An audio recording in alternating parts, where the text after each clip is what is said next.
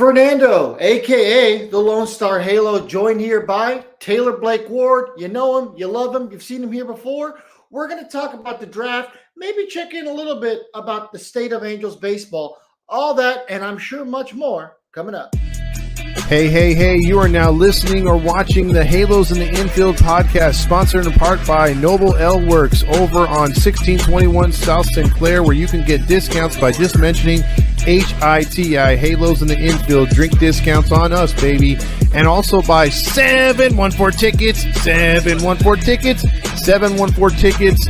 The price you see is the price you get, and you also get 10% additionally off in the Apply Now code once you order your tickets just by mentioning HITI, Halos in the Infield. Now enjoy the show. In the land of last shores, I play my part with the halos in the infield. I'll make my mark. I'm the Lone Star Halo, shining bright tonight. In a sea of rangers, I'll stand and fight with the halos in the outfield under stadium lights. From Texas to Anaheim, we'll soar to new heights. We'll soar to new heights.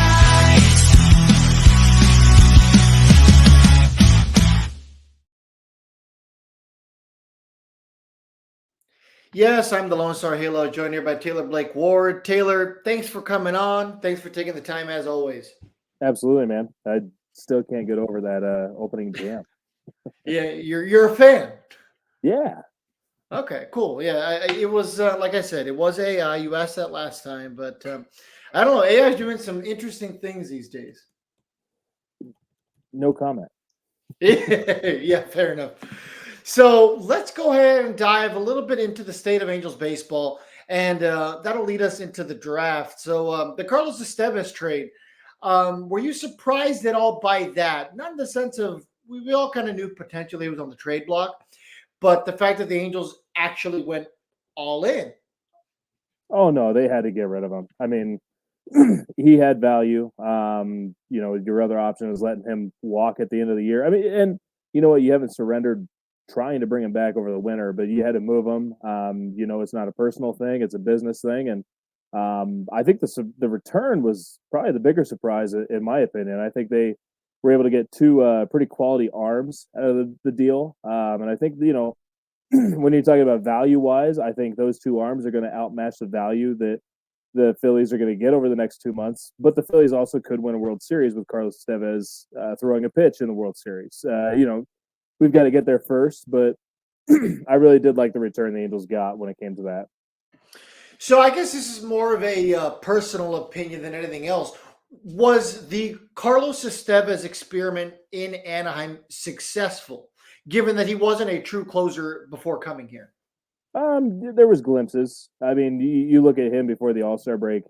Analytically, you knew that it was going to decline to some degree. It declined quickly, but I think what he did the last 2 years has been, a year and a half has been pretty good. You look at the first half of last season, he was absolutely dominant. I think he was perfect in save opportunities through like 2021, something like that. It was a franchise record, correct? I believe so. I think he did really well, and then obviously things fell apart at the wrong time, and it's going to happen that way.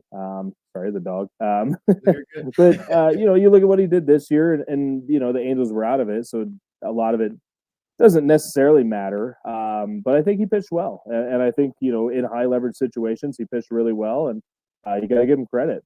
He went out and proved his strike throwing. He became a really good strike throwing reliever. Maybe didn't miss as many bats as I expected, but he competed, and that's all you can really ask for out of relievers. And relievers are so volatile. The fact that he was kind of valuable for a while there, I apologize for this. For those watching on the YouTube side, I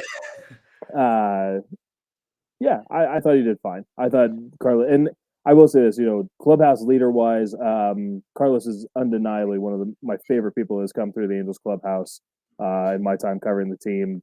Absolutely a great guy. Took the took the ups and downs as stride. Never blamed anyone else. Always took credit for his success or his failures, and I got to give it to him. He was really I loved him. Really a guy I hope the Angels find a way to bring back because he's an enjoyable person to be around.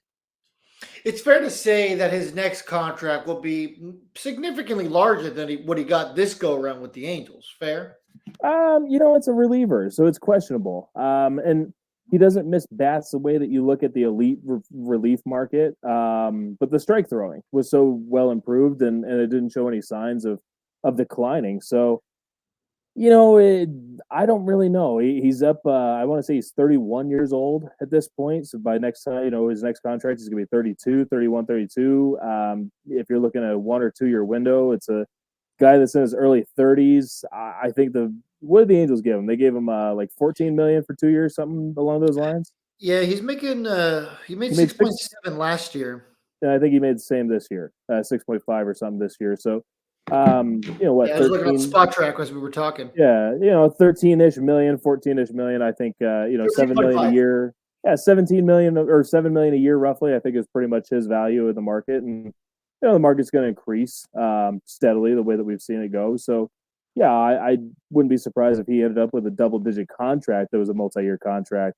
But no, this is he's a quality reliever, and there's not a ton of guys that have been consistently quality the way that Carlos has the past few years.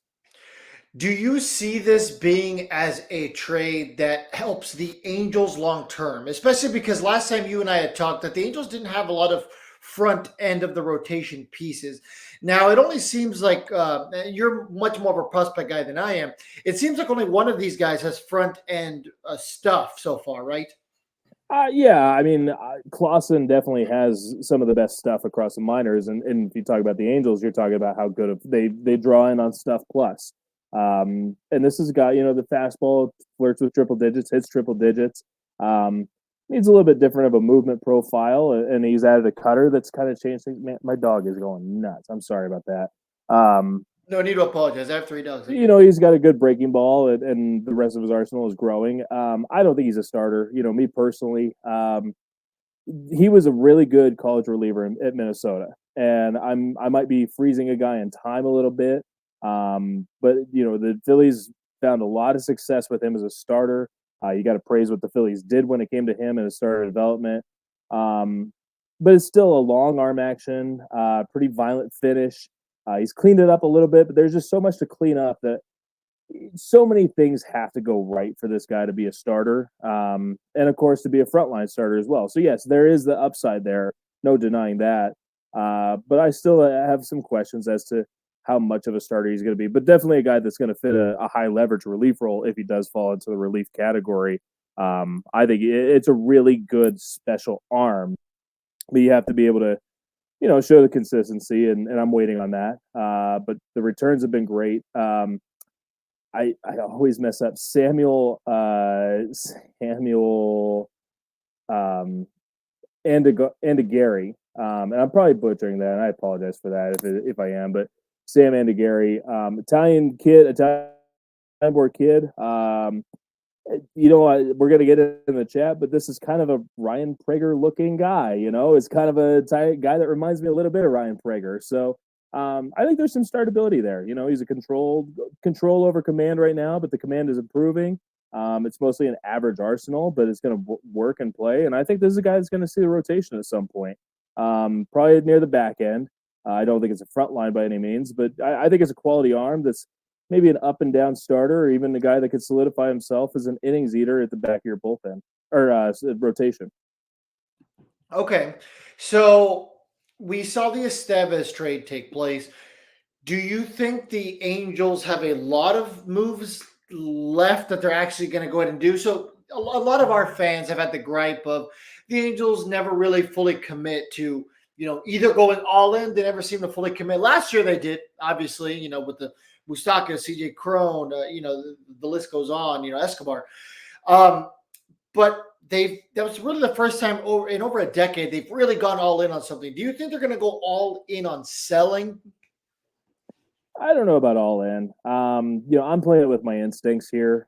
So full disclosure, I've asked around for information, and I haven't gotten anything back. So I'm playing really much on a hunch, and I have to just lead off with that because it's not fair to the listeners or anyone I'm talking to to sit there and say, "Oh yes, I believe this firmly. I believe this firmly." I No, don't. no, absolutely. I'm asking you as Right. somebody, you've been around, you've covered this team, and you know that this team probably wouldn't sell everybody.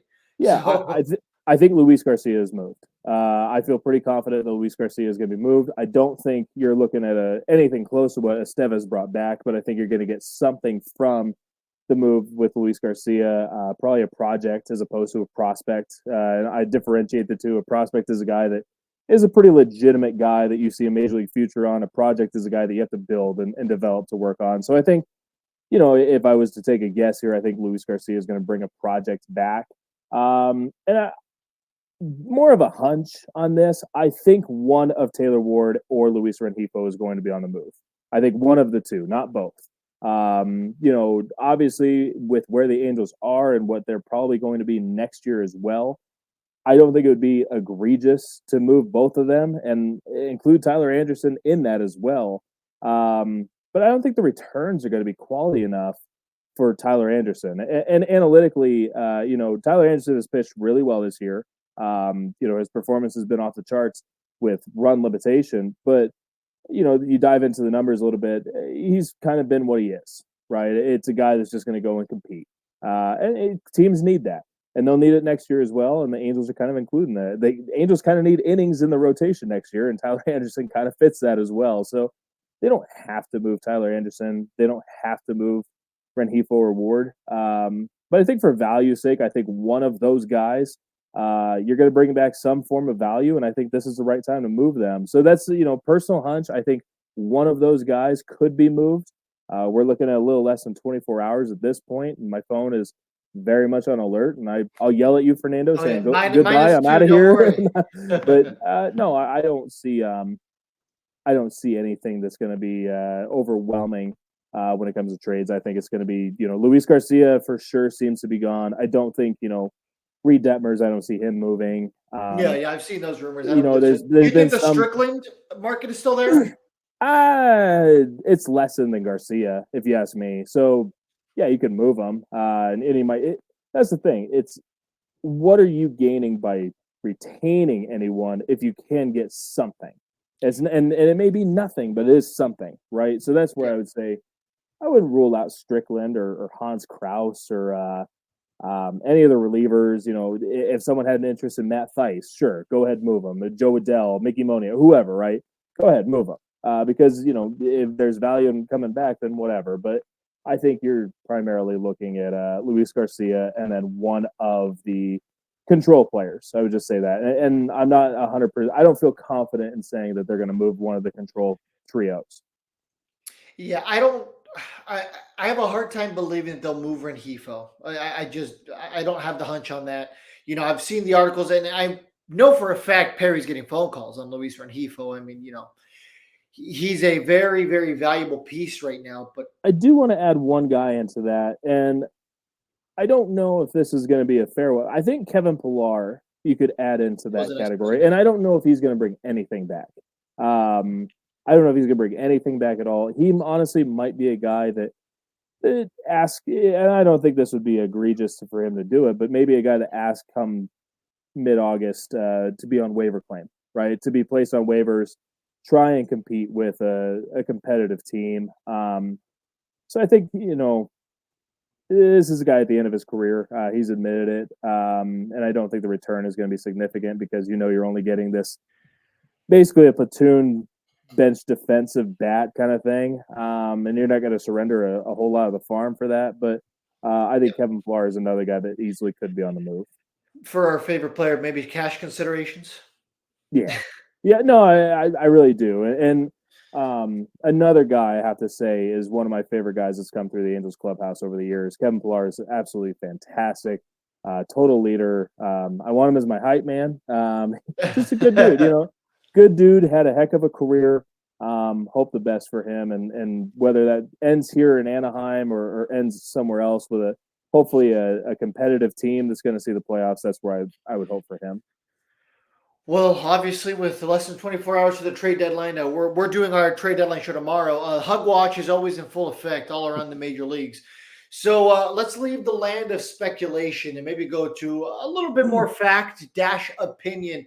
Let's talk about the Angels draft. Now we brought you on before the draft to talk about the pieces who you thought were coming our way. A lot of surprising moves this draft. JJ was expected to be the number one overall pick from a lot of outlets, and he didn't go till what, seven? Hmm. Yeah, and I think we touched on it. It was a financial decision, and we talked about Travis Bazana as probably the preferred favorite, to go number one, and he was able to price himself because he knew that if he didn't go one overall, there was a good chance he was going to Oakland, Sacramento, Vegas, whatever it ends up being. So, it seemed like he didn't want to be a part of that. And he was able to price himself and also be the preferred pick at pick number one. And JJ Weatherholt was a guy that Cleveland liked and teams liked, but another guy that we saw fall to seven and kind of had a chance to even be there at eight and signed for $7 million, which would have been a little over what the Angels had slot wise, but wouldn't have surprised me if the Angels were involved there if he was still available. So I won't say anything unless you bring it up. So Christian Moore was drafted, and you and I had texted that night. I was at the draft for anyone who might not have known. It was cool to be there. I love that they're doing this, trying to make the MLB draft a thing in person. Your boy Rob Manfred got booed every single pick. So that was interesting. Christian Moore, what's your opinion on him? How are you feeling about that? Knee jerk reaction, right? It's always going to happen. I sat there and I said, man, I don't know if this is the right guy for the eighth pick. And then I sat there and I looked at the value of what there was through maybe the first 15 picks, right? And I sat and I said, Christian Moore kind of was maybe the second best option. Um, Personally, I liked Braden Montgomery more, switch hitter, a little more positional value, things like. But I don't think it was a reach, and I don't think anyone would have said it was a reach. It was an underslot pick and everything, but I didn't think the Angels were going to take Connor Griffin. Bryce Rayner, that's more on a personal scale, and I've talked to a few people. Didn't feel like he was a top 10 pick personally, and a few people agree with me, a few people didn't, and that's okay. So it was kind of like, if I'm looking at my big board, personally, it's like Braden Montgomery at eight or whoever right there at the eighth pick. And at 9, 10, 11, I would have gone to Savage, Tibbs, Moore. So it's not like I really felt like they reached or anything like that. I think Christian Moore is going to be an impact player in a lineup. Defensively, I'd like to see a little more consistency out of him and a little more self-awareness, a little bit, a little more concentration at second base defensively and maybe on the base paths as well. But, the power is real. A pretty good chance to hit. I don't know if that, maybe not a 300 hitter the way he's been. There's some chase concerns, there's some swing and miss, and it's just aggression. So if you can refine the aggression and kind of tap into some concentration and get him focused at the plate consistently, he might hit for some average, get on base a little bit, steal some bags, but he's going to run into home runs. And he's got a swing that, even mistake swings can lead to home runs. And that does include, I believe, to the major league caliber level. So, 20 to 30 home runs, maybe even more at his peak level. There's going to be a productive bat there. And just because it's at a non-orthodox power position at second base doesn't mean anything. And if the Angels are going to run him at second base, I'd kind of like to see him try different positions. Maybe not. I don't think he can play shortstop. The arm might not fit at third base, but maybe try him in left field or right field kind of thing, just to test the waters, move him around a little bit. But I think it's an impact bat, and that's all you can really look for when you're, when that is your option. I think they took a good option. Maybe personally, I had guys that I liked more, but it wasn't anything that was egregious by any means. Do you happen to know any of his grades off the top of your head? Hit, power, run, etc. Yeah. Personally, or what? You're like what the consensus has been. I think he's. A lot of people are going to throw like an average grade on his hit tool. I'm probably a tick lower. You know, a fringe 45 grade is my personal feeling. I think Pipeline has him at 55. I think Baseball 50's America has average, him. correct? Yes. Okay. You know, hit tool there, right around average. Power, I would say a plus, you know, above average plus. 60 grade is my opinion on that. Okay.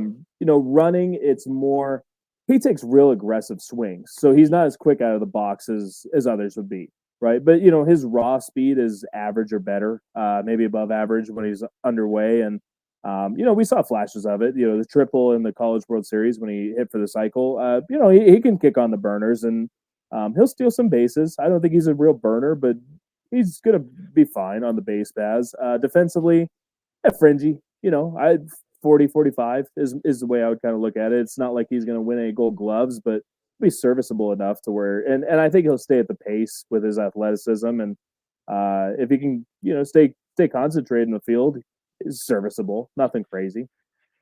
Well, it seems like maybe he could benefit from being under the eye of Ron Washington. You know, come spring training, maybe get a little bit of reps with him. I mean, Ron Washington has worked with some very below average defenders and turned them into serviceable guys. And, you know, that's really all you need.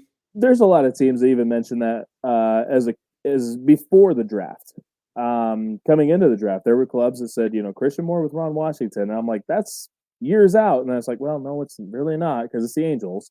But yeah, Yeah. you know, I'm a big player comparison guy, and it's not fair at all, especially to talk about an amateur player to the caliber of a major league player.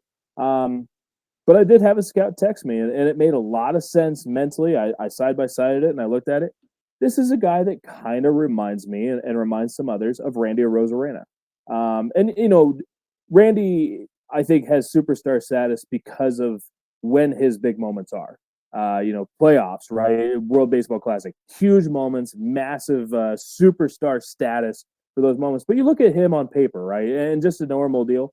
He's a good player, probably an all-star on occasion, right? So that's kind of like if I'm thinking peak value of a dude. I know it's not a second baseman. I know it's a left fielder. But I think Randy Arozarena would be a really solid, good outcome for what Christian Moore could become.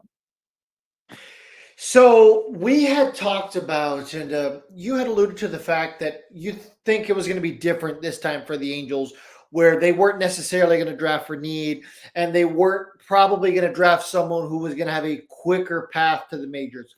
From what it seems like Christian Moore fits what the Angels have been doing. Get somebody up who's relatively close to being big league ready on paper, and they're probably just going to throw him in the deep end. Do you feel like that's kind of the trend that he's most likely going to be on? A little bit. You know, we're recording on Monday night. I think sometime tonight or tomorrow he will be assigned to an affiliate. That's a hunch. Not, I believe the Arizona season, the complex league season ended last week. So wherever he is getting live at bats right now, we'll find out if he's going to move to Inland, Tri-City, maybe even Rocket City. But I think realistically, I think he's going to have a little bit more of a standard development and then I'm sure he'll get an invite to spring training next year and they'll talk about it. But I think they've got second baseman ahead of him. You know, it's like Brandon Drury obviously is not doing well right now, but you've got Michael Stefanik, you've got Luis Rengifo, you've got guys that you can fill in and not have to worry about throwing Christian Moore in on an emergency basis. So, I think you're looking at a little bit more standard development. Still going to be aggressive. It's the Angels. If he doesn't find a way out of camp next year, I would not be stunned if he started Rocket City and played there for a little while. And if he's performing at a high clip, yeah, give him the chance at the majors kind of thing. And that's if this is also the same regime. We have to take that in as an opinion a little bit. But they did take some quick movers. No denying they stuck to that train, especially round two in particular. They got some quick movers, especially for if they stick to the plan that maybe universally is projected as opposed to what developmentally is projected kind of thing. But I think Christian Moore is probably a guy that's going to be sitting here in single A over the rest of the year.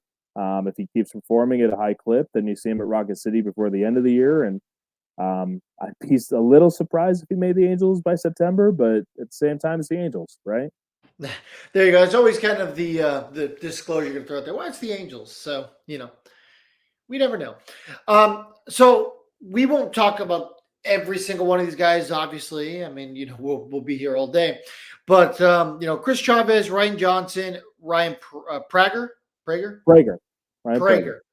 So out of those three guys, who's the one that the Angels fans should maybe be a little bit more excited about, or what's the brief rundown on them?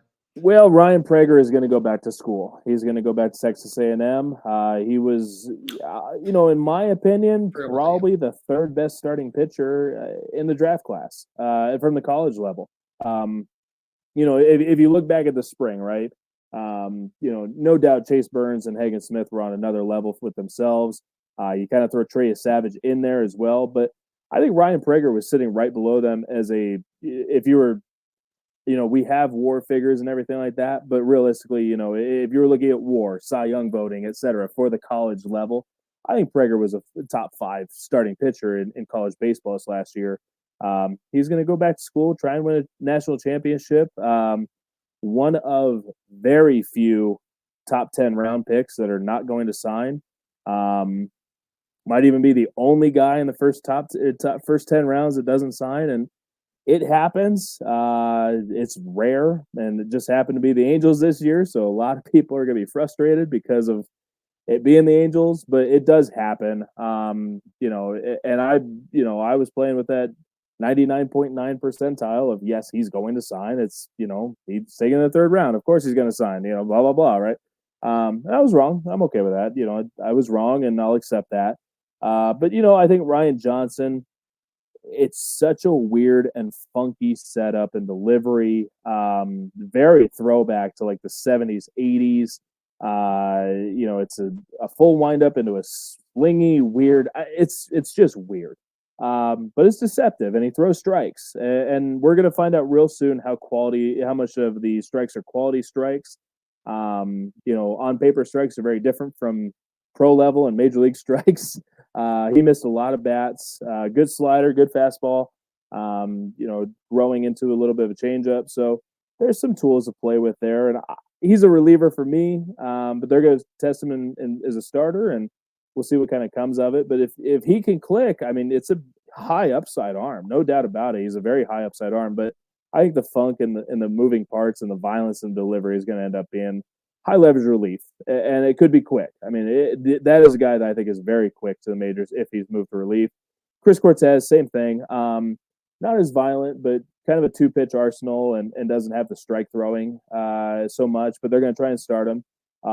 Really good sinker, power sinker in the upper 90s. I think he averaged 98 with it, was up to 101, 102 with it. Super sinker, Noah Syndergaard type of sinker where it just dies off the plate kind of thing.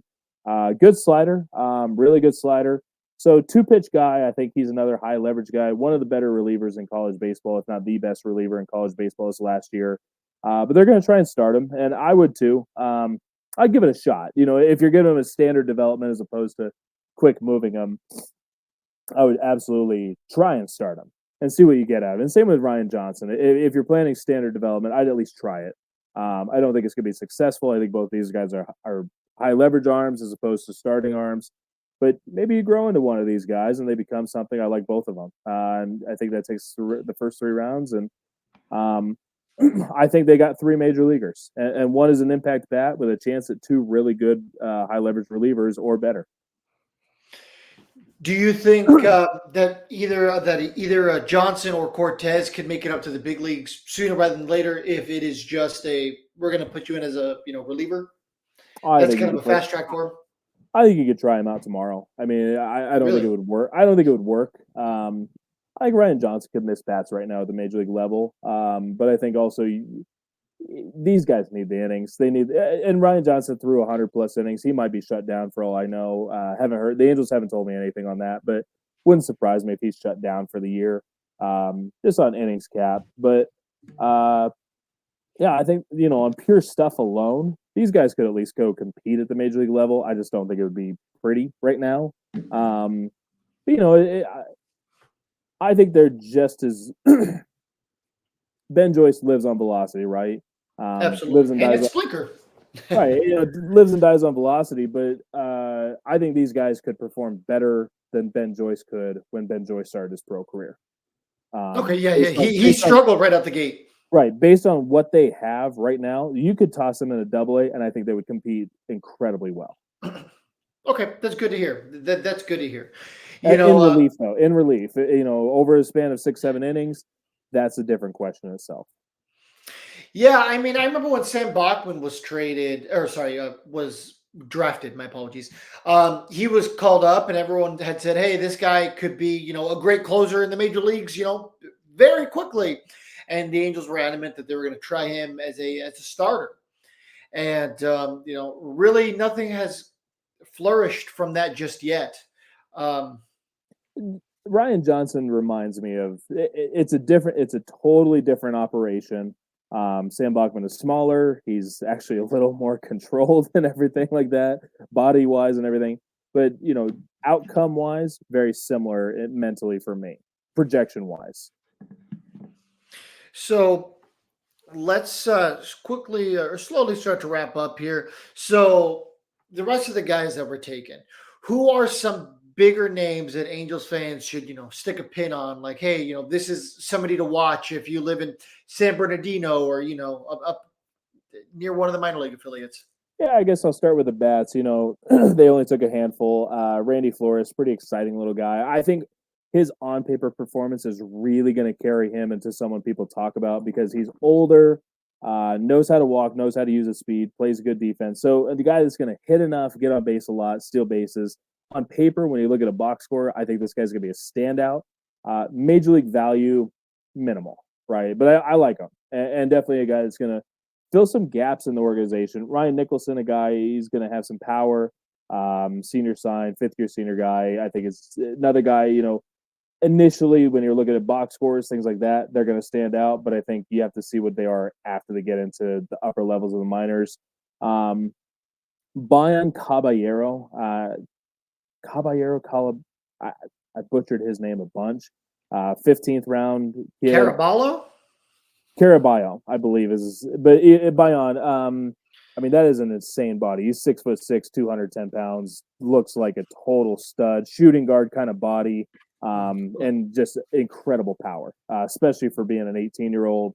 I really like him, but that's going to take a long time to get to any form of upside. So exciting body, exciting bat, exciting profile. Just have to get there. Manny Ramirez's kid, Lucas Ramirez. Fun tools, athletic kid. See what you get out of him. But another guy, those two guys, it's up in the air a little bit on those guys. I don't think they're going to be able to sign David Mershon, their 18th round pick from Mississippi State. I think he's going to go back to school. Personal hunch. They might surprise me, but I think that's going to be the case.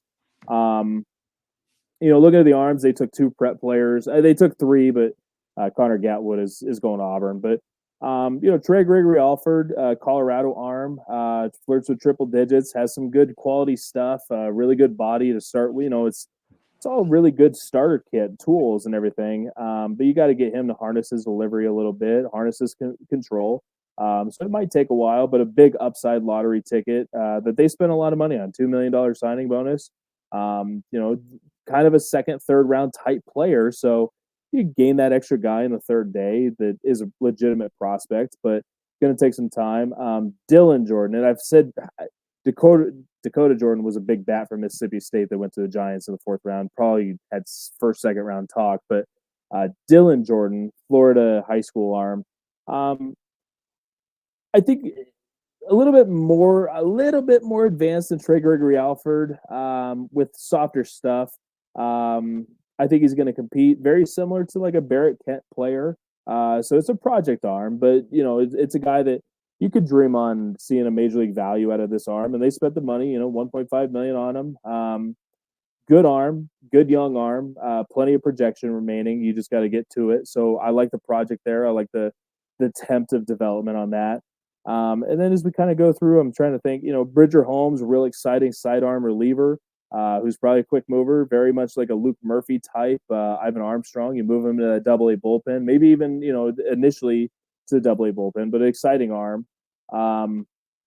going through. Austin Gordon is another guy that I think Angels are a little high on. They're going to try and start him from Clemson. He led the nation in saves, I believe, or was near, same as Bridger Holmes, near the saves leaders board kind of thing. Fran Oshel Jr. was a kid that I think was really exciting. Their 12th round pick was a guy that was probably going to be a second day pick. There's a lot of value there with stuff, incredible stuff. Really struggled to throw strikes this year. I actually think he walked more guys than he had innings pitched this year. But if you can get him in line with his control from even earlier in the summer, he pitched with Team USA the summer before, pitched really well through strikes. It's never like high end strikes or anything, but if you can get him to be around the zone with what he has, I think there is real value in the 12th round right there. I'm trying to think, Will Gervais is an interesting arm, doesn't throw strikes, but big body. Peter Olenek, massive body. They took a ton of huge kids, but Peter Olenek, 6'11", throws from a little bit of a funky angle, so pretty exciting guy there. Sit down, bud. Got the dog running around. Hey, bud. There's exciting projects, but I think realistically, you're looking mostly at those first. Either you're hoping you could have gotten Prager, but you didn't, and you got to live with it. He's the one out of the 300 that get taken on his first day, right? And it happens, and it sucks, but whatever. So I think Johnson, Cortez, Moore, those are the guys you're going to be excited about, and then you go into TGA, you go into Jordan. Those are guys you can be excited about. And then you start dreaming on the tools and the body of what the rest of the draftees are. And I really like Oshel a lot. I think that is something that I would equate to like a 5th round pick as opposed to a 12th round pick personally. And I think they found some value. And the goal of the draft is to find a fairly impact regular player in the first round and then find some role players later. And I think they were able to do that. It's not what the listener is going to want to hear, especially from an Angels perspective. But you look at each draft and you go back for the last 40 years of this. Realistically, what you're looking for when you're bringing in amateur talent is one really good player. It doesn't have to be an all-star, but a good player that's going to be in your lineup every day or in your rotation or whatever it is. And then you're looking for role players. And I think they may have capped out on that. I think they have a chance of getting 6 or 7 guys to the majors from this draft, which would really be a boon. The fact that you're even getting major league value, even late in, but there's a chance that you have some impact here. And I thought that Angels actually brought in some impact. It may not be immediate. It may not be, a high success rate other than outside of Christian Moore. But these are fun guys that I believe are major leaguers and guys that you're going to see in Angels uniforms coming down the road. All right, Taylor. So last question I've got for you. So this could very well be Perry Manassian's last draft as GM of the Angels. We have no idea what's going to happen to him come the end of the season when his contract expires, at least not at this moment. So with that being said, what's been your opinion on his regime and the way they've drafted? I'm not asking for a letter grade or anything like that, but over the last 4 years, have you liked the way, the draft picks they've made, the scouting and all that? Yes and no, which I know is such a cop-out. But I'll say this. Sam Bachman absolutely made sense. I don't like drafting for need, and I don't like drafting for immediate future. And I feel like that's what the Angels did. And that's just not. In all fairness, they kind of had to at that time. Right, and I get it. And that's what I'm saying is I do like that they were able to not only do that, but capitalize on it. I mean, I know Sam Bachman didn't hit the majors right away. He did within reason, but health reasons have held him back, right? But when he's been in the majors, he's been actually really good, surprisingly good. And I think he's going to stay surprisingly good. Zach Neto, obviously, a great pick. It could end up being the best pick from that entire draft. And you got to hand it to McIlvain and the staff. He was a draft model guy. I mean, they liked him. No denying they liked him. They did the interviews, they did the scouting and everything. But he was a guy that popped on their draft model, and they took the chance. I absolutely loved. I liked the Zach Neto pick at the time. I believe they found a shortstop of the future. I did not know that they were going to get what they've gotten and as quickly as they've gotten, because for me, I would still be expecting Zach Neto to be sitting in Double-A. And this is a guy that's an impact baseball player. So love the Neto pick. Huge on the Neto pick.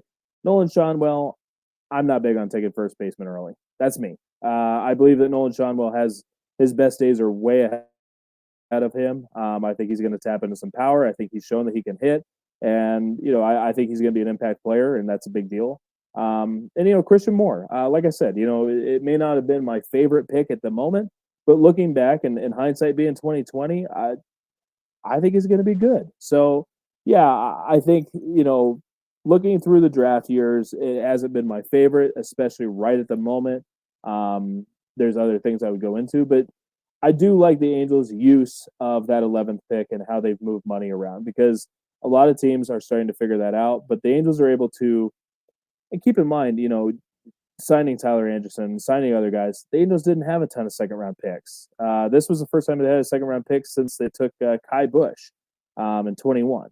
So, you're looking at back to back years without a second round pick. I think utilizing that 11th round pick to kind of bring back, or Barrett Kent was an 8th round, but you know what I'm saying is utilizing the later stages of the draft to bring in a guy that would be an excess 3rd round pick. An excess, you're getting an extra guy. I liked that. I like that a lot. And I know it started with Mason Albright, who he's fine playing elsewhere. It hasn't been great for him, but playing fine. Caden Dana, Caden Dana's top prospect of the organization. Looks like he's going to be someone that's going to be a workhorse rotation member soon. I like TGA. I really like TGA. I like Barrett Kent. I know Barrett Kent hasn't pitched as well as maybe expected, but I think the upside on Kent is higher than Dana. May not get to it, but I believe it's there, and I like Kent. So, I think they've done a good job. I think when it comes to the draft, I think it's fine. I think there could have been better, and that's me.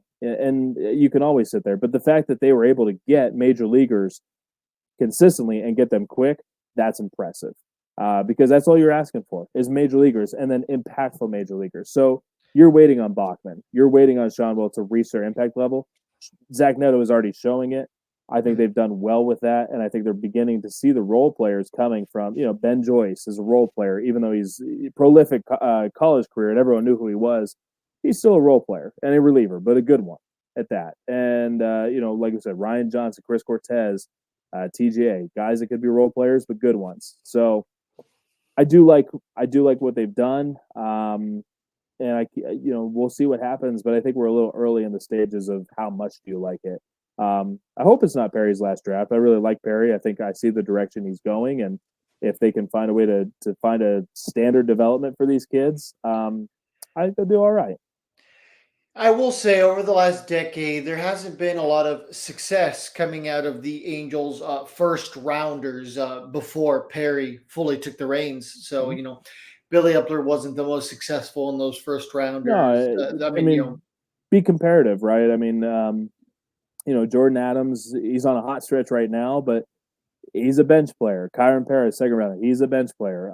Will Wilson got traded, and Will Wilson looks fringy major leaguer-ish. I'm trying to think of who was before that even. Joe Adell. Sadly, Joe Adell has not blossomed into what he could be. The tools are definitely there. Upside's still there. Just you got to find a little. Hasn't been able to put it all together yet. Yeah. So Brandon Marsh came right after him. Yep. And it's like these are all they're major leaguers, right? They're no doubt major leaguers, but the value is different. And that's where I'm saying, you compare apples to apples. Perry has definitely done a better job than his successors. Absolutely. Or predecessors. That was predecessors. Predecessors. All right. Well, Taylor, thank you as always for your time. Our audience, where can they find you if they haven't already done so? They can find me at any local watering hole. No, I'm on X, Twitter at Taylor Blake Ward. I believe it's right here on the screen, right here. Right I there. believe. Yep. I believe. That's it right there. And like I said, I will not share my Instagram. That is personal and private, and you cannot have that. And you can find all of my work at the Sporting Tribune. I'm really excited to be over there, and we have a great staff that I've turned into an editor over there. And but now that we have one guy that's going to go have a kid, that means I get to go to the park a little bit more. So I'm excited. Yay. Go have kids so I can go to the park. I mean, definitely a bit of a drive for you. Oh, it's not that bad. It's about an hour. It's the same. I've had this conversation before. I won't tell you who because I don't want to give away where they live, but some of the guys that are in the broadcast booth and covering the team live down near Dana Point and San Clemente, and it takes them almost an hour. Some of the guys live up in Thousand Oaks area and North LA. Takes them over an hour. So I'm pretty on par with the rest of the media members. Okay, that's fair. That's fair. Yeah, then. that plays. Yeah. Well, on behalf of all the Sierra Hills in the Infield, thanks again, Taylor, for your time. And make sure to follow us on all the social medias, blah, blah, blah, blah, blah. Thanks, guys. Have a great rest of your day and go Halos.